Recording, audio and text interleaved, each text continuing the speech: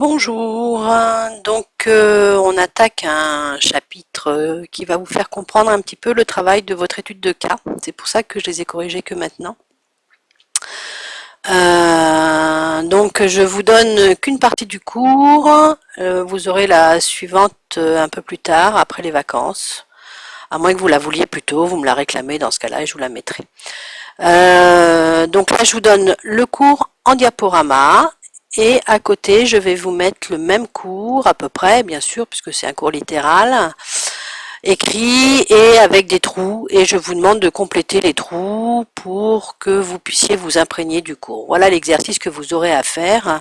C'est assez facile. Je pense qu'il faut que vous ouvriez les deux en même temps et que vous complétiez vos informations. Si vous ne comprenez pas le diaporama, il y a des choses qui sont dites dans le texte. D'accord? Voilà. Donc je vous explique un petit peu l'environnement et la santé.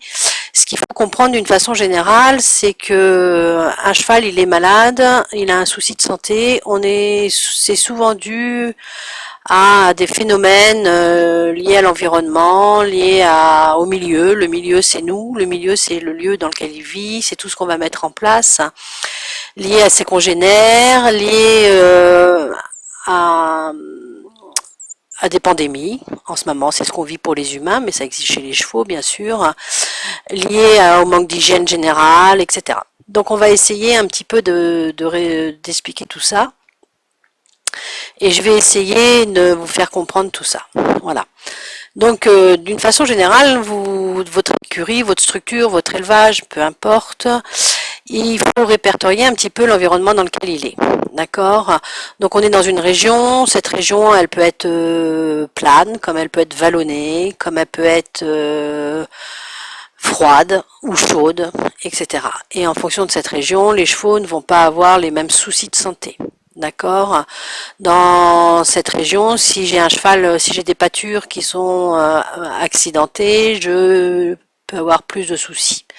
Si j'ai des chevaux, si j'achète un cheval qui vient du sud et que moi j'habite dans une région froide, plutôt à l'est, eh bien il va falloir que j'adapte mon cheval à son nouveau climat, etc. D'accord? Donc ça c'est une chose. Ensuite, la population floristique, donc c'est la flore, c'est tout ce qu'il va retrouver dans son environnement. En fonction de cette population floristique, le cheval, il va trouver facilement à manger pour se nettoyer lui-même, se purger par exemple, parce que les chevaux ils peuvent se purger naturellement, mais il risque aussi de trouver des plantes toxiques qui peuvent engendrer des problèmes de santé. Et dans cette population floristique, on va retrouver des parasites tels les tiques, par exemple. Voilà. D'accord. Ensuite, donc le climat, j'en ai parlé ici avec la région. Ensuite, vous avez une population animale. Dans votre structure, vous pouvez avoir différents types de chevaux, différents âges, différents stades physiologiques,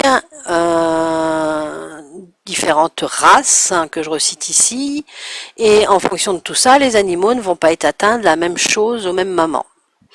Ensuite, vous, c'est le milieu. Alors, on appelle ça la conduite d'élevage, même si on est dans un centre équestre. C'est la façon dont on conduit les animaux, et en fonction de cette conduite d'élevage, on va engendrer des problèmes de santé. Les stades physiologiques, maintenant vous savez tous ce que c'est, lactation, gestation, etc. D'accord? Donc vous voyez, si vous reprenez ici le cours, voilà, j'ai même oublié de parler, oui, mode de conduite d'élevage, par exemple plein air, semi-plein air, bâtiment, on n'aura pas les mêmes problèmes de santé qu'on a un cheval en plein air ou un cheval qui conduit en bâtiment. D'accord?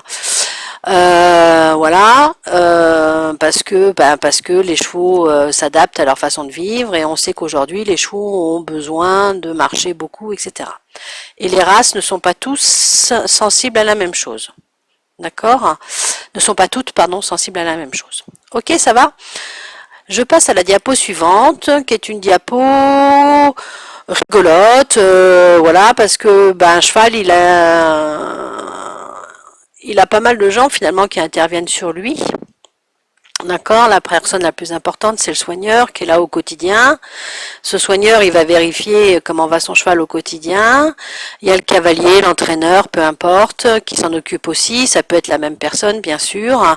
Et puis vont intervenir des acteurs de la filière pour maintenir cet animal en bonne santé. Alors le vétérinaire, c'est assez fréquent. Enfin, c'est voilà, c'est lui qui va être le plus proche et c'est lui quelquefois qui peut déclencher le dentiste ou qui peut déclencher l'ostéopathe ou même le maréchal. Le maréchal, en fonction du type d'élevage, il va intervenir plus ou moins régulièrement. D'accord? Mais ces gens-là, ils sont aussi vecteurs, porteurs de maladies parce que un maréchal ferrant, il fait pas que votre écurie, hein, il fait toutes les écuries, donc il peut aussi transporter des maladies, etc. Et si j'ai besoin de l'ostéopathe, ça veut dire que j'ai un cheval qui n'est pas en bonne santé, qui a des soucis, qui a traversé une clôture, qui a mal sauté, qui a fait une chute dans son pré, enfin voilà, ou qui a eu des problèmes à la naissance, ou voilà, ou des raisons X. Si vous prenez un cheval comme Galilée, par exemple, qui a jamais eu de soucis, ben Maëlys, quand elle est venue le manipuler, elle a réussi à lui remettre pas mal de choses en place quand même, au niveau du garrot. Au niveau du débourrage, on leur fait souvent mal parce qu'ils sont contractés, et du coup ça provoque des douleurs. Bon, voilà, c'est des exemples que je vous donne comme ça, mais c'est simplement pour que vous compreniez qu'un cheval, pour qu'il soit bien, eh ben, il y a pas mal de choses qui se mettent en place, mais ça engendre aussi des problèmes de santé. Un cheval, il vit dans un troupeau, ou seul. Donc c'est pour ça qu'on a l'animal ou le troupeau. D'accord? Un cheval, tout ce qui est autour, c'est ce qui peut engendrer ou non des problèmes de santé. D'accord? Le milieu dans lequel il vit, son alimentation, si elle est adaptée ou pas adaptée. D'accord? Une alimentation pas adaptée peut entraîner une fatigue ou un problème digestif. Si mon cheval est fatigué, il va être plus susceptible à aux parasites et aux microbes qui sont en dessous. D'accord? Ma structure, j'ai une lagourme qui est dans la structure d'à côté, il y a des microbes qui circulent, et ben il faut que je fasse attention que mon animal l'attrape pas, ou que mon troupeau l'attrape pas. D'accord? Et elles sont envahies de parasites, soit je prends le temps de nettoyer soit je passe de la chaux, je désinfecte, soit j'ai pas le temps ou je peux pas parce que c'est trop compliqué sur ma structure, c'est pas facile d'accès, voilà, mais parce que les haies, elles ont aussi des avantages, c'est de protéger de la lumière, de la chaleur, eh bien je sais que j'ai des parasites. Après, il y a des endroits où il y a des parasites avec la pyro, par exemple, parce que les poux, bah, des fois ils sont porteurs de pyro, parfois pas.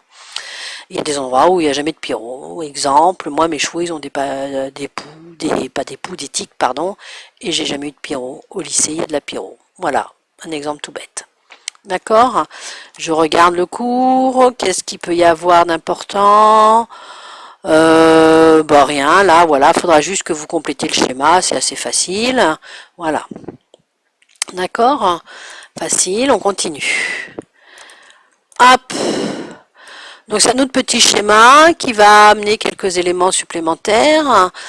La maladie, elle intervient uniquement si tous les éléments, un des éléments ou tout ou plusieurs éléments, donc c'est multifactoriel, ou un seul élément va faire en sorte que ça va se dégrader.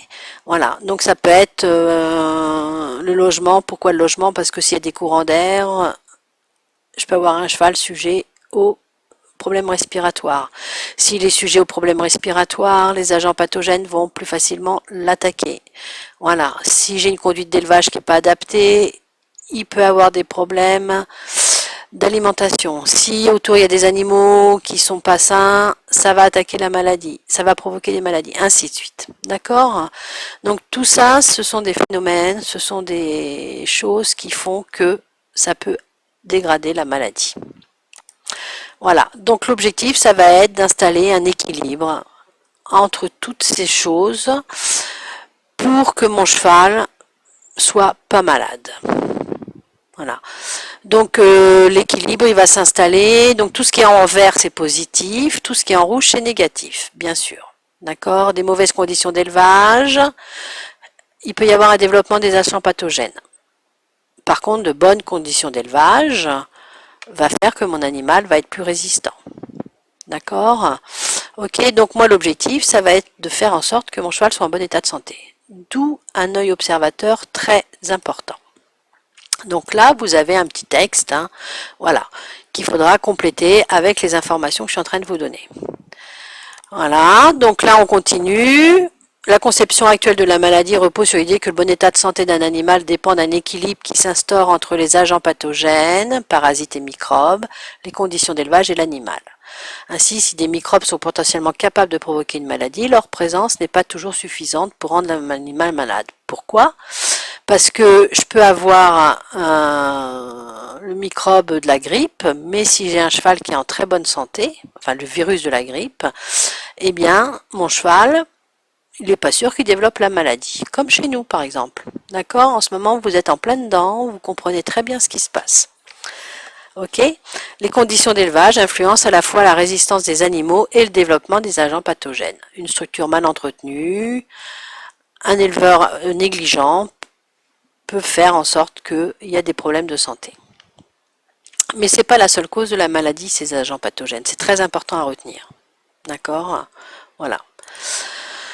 Donc, on va essayer de faire en sorte de toujours raisonner tout ce qu'on fait.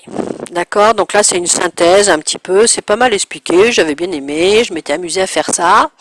Voilà, l'alimentation. Le cheval est un herbivore monogastrique. Il a un petit estomac. Il faut mieux lui apporter des rations fractionnées en petite quantité. Il faut éviter le stress, respecter l'horloge biologique.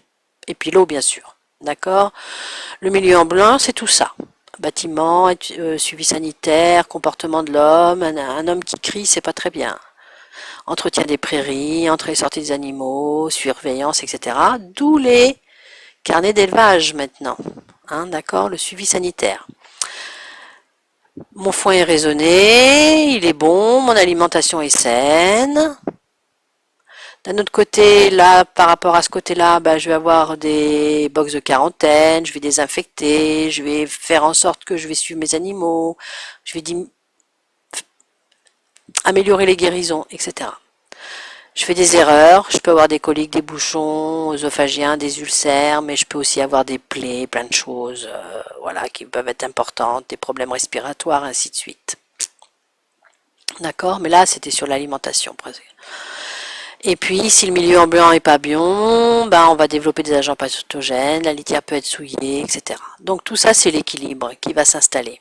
C'est un début d'équilibre. Mais en fonction du stade physiologique, mon cheval, il va pas avoir les mêmes problèmes de santé et les mêmes maladies. Voilà, c'est ça qu'il faut retenir. C'est assez simple, mais il faut bien le comprendre. D'accord? Donc là, vous avez un tableau, il faudra répertorier en fonction du stade physiologique, écrire le stade physiologique ici à gauche, hein.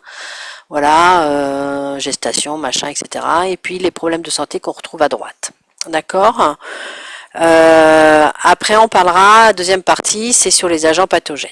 Voilà, salut, j'espère que je suis claire, parce que c'était assez facile pour moi, comme ça. Mais si vous avez des questions, n'hésitez pas. Merci, salut.